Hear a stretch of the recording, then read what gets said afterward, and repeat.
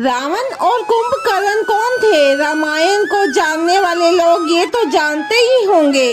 लंका में तो वह राक्षसों का राजा था, परंतु अपने पिछले जन्म में वो राक्षस नहीं था।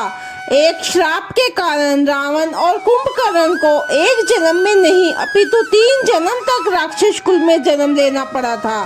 जी हाँ, 3 जन्म तक राक्षस कुल में जन्म मिला उनको। आखिर क्यों उनको राक्षस कुल में जन्म मिला? नमस्कार, माँ भगवती के इस पावन श्री भगवती दरबार में आपका स्वागत है।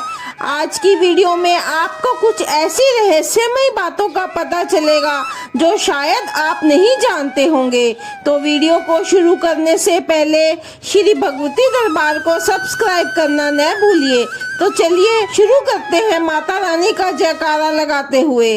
बोले साचे दरबार की जय। भगवान श्री विष्णु के बैकुंठ में जय और विजय नाम के 2 द्वारपाल थे। एक बार की बात है, 4 मुनि जिनके नाम थे सनक, सननंदन, सनातन और सनत कुमार नाम के ये 4 मुनि बैकुंठ लोक में श्री हरि विष्णु के दर्शन के लिए आए। तो द्वार पर बैठे जय और विजय नाम के 2 द्वारपालों ने उन्हें रोक दिया और कहा कि रुकिए, अभी श्री हरि के विश्राम का समय है, हम पहले उनसे अनुमति लेके आते हैं, फिर आप उनके पास जाइएगा। यह कहकर मुनि कुमारों ने कहा, भला भगवान से मिलने के लिए किसी की अनुमति चाहिए? भगवान श्री से तो कोई भी मिल सकता है। परंतु जय और विजय नहीं माने तो मुनि कुमारों को क्रोध आ गया। मुनि कुमारों ने कहा, भक्त और भगवान के बीच कोई नहीं आ सकता। तुम हो तो देव, परंतु तुम्हारे कर्म असुरों जैसे हैं, तो जाओ तुम राक्षसी हो जाओ। इस तरह से जय और विजय को श्राप मिल गया। तो वह बहुत घबरा गए और उनके चरणों में गिर गए और क्षमा मांगने लगे। इस पर मुनि कुमारों ने कहा कि श्राप तो अब वापिस नहीं हो सकता, अब तुम दोनों को 3 जन्मों तक राक्षस कुल में जन्म लेना ही पड़ेगा। परंतु तुम दोनों के पश्चाताप को देखते हुए हम तुम्हें ये वरदान भी देते हैं कि तीनों ही जन्म में तुम स्वयं भगवान श्री हरि के हाथों से ही मुक्ति मिलेगी। इसके बाद तुम्हें मोक्ष प्राप्त होगा।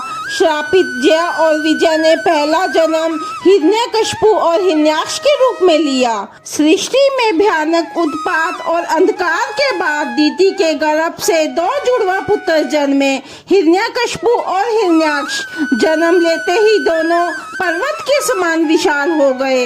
हिरण्याक्ष एक भयंकर दैत्य था। वह तीनों लोक पर अधिकार चाहता था। उसने घोर तपस्या की और ब्रह्मा जी से अजय और अमरता का वरदान मिला। वरदान मिलने के बाद उसने तीनों लोक पर अपना अधिकार जमाना चाहा। उसके अत्याचारों के कारण पृथ्वी पाताल लोक में डूब गई थी। पृथ्वी को जल से बाहर निकालने के लिए भगवान श्री हरि को वाराह अवतार धारण करना पड़ा। इस अवतार में उन्होंने धरती को जल से बाहर निकालने का बहुत ही महत्वपूर्ण कार्य किया। उनके इस कार्य में बार बार हिरण्याक्ष विघ्न डालता था। श्री हरि विष्णु ने हिरण्याक्ष का वध कर दिया और पृथ्वी को जल से बाहर निकाला। इसके बाद धरती फिर से मनुष्य के रहने के लायक बनी। विष्णु के द्वारा अपने भाई हिरण्याक्ष का वध करने के बाद हिरण्यकशिपु भी विष्णु का विरोधी हो गया। वह एक ताकतवर राक्षस तो था ही, घोर तपस्या करके उसने ब्रह्मा जी से वरदान भी प्राप्त कर लिया था। इस वरदान के अनुसार न उसे कोई आकाश में मार सकता था, न पाताल में, न दिन में, न रात में, न कोई राक्षस, न ही कोई मनुष्य। यह सोचकर उसने खुद को ईश्वर घोषित कर दिया था। विधाता का खेल देखिए। हिरण्यकशिपु का पुत्र प्रहलाद विष्णु भगत था, तो उसने अपने पुत्र को मरवाने की कोई कसर नहीं छोड़ी, परंतु वह अपने पुत्र को नहीं मार सका।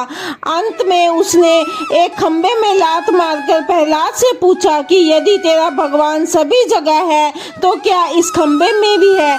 खंबे में लात मारते ही खंबे से भगवान विष्णु नरसिंह रूप में प्रकट हुए, जो न देव थे न राक्षस थे न ही मनुष्य, वे आधे मनुष्य और आधे पशु थे। तब संध्या काल में जब न दिन था न रात थी, तब हिरण्यकशिपु को अपने जांघ पर लिटाकर उसका वध कर दिया। त्रेता युग में दोनों भाई रावण और कुंभकर्ण ने राक्षस कुल में जन्म लिया। इनके पिता का नाम विशर्वा था। इनकी 2 पत्नियां थी। पहली पत्नी का नाम इलविजय था। उनके गर्भ में से कुबेर का जन्म हुआ था, जबकि दूसरी पत्नी कैकसी से रावण, कुंभकर्ण और भविष्यन और पुत्री शूर्पणखा का जन्म हुआ। कुबेर भी रावण का भाई था। सोने की लंका न रावण ने बनाई थी न ही उसकी थी, जबकि यह पूरी संपत्ति उसके सौतेले भाई कुबेर की थी। रावण के गलत आचरण की वजह से रावण के अपने पिता विशर्वा से कभी नहीं बनी। रावण के पिता विशर्वा ने रावण को श्राप दिया था कि एक दिन उसका सारा राजपाट नष्ट हो जाएगा, उसे हार का मुंह देखना पड़ेगा और मृत्यु का सामना भी करना पड़ेगा। तो ये सभी जानते हैं कि रावण का अंत कैसे हुआ। रावण के तीसरे जन्म की बात करते हैं। रावण का तीसरा जन्म कंस के रूप में हुआ, राजा उग्रसेन और रानी पद्मावती के यहाँ। कंस ने अपने ही पिता उग्रसेन का राजपाट छीन लिया और उन्हें जेल में डाल दिया। और विजय नाम के द्वारपाल ने शिशुपाल के रूप में जन्म लिया। शिशुपाल भगवान कृष्ण की बुआ का लड़का था और दुर्योधन का मित्र था। शिशुपाल भगवान कृष्ण से ईर्ष्या करता था और हर समय कृष्ण को कटु वचन कहता था। अपनी बुआ के कहने पर कृष्ण ने शिशुपाल की 100 गलतियां माफ करने का वचन दिया था। 100 गलतियों के बाद कृष्ण ने शिशुपाल का वध किया था।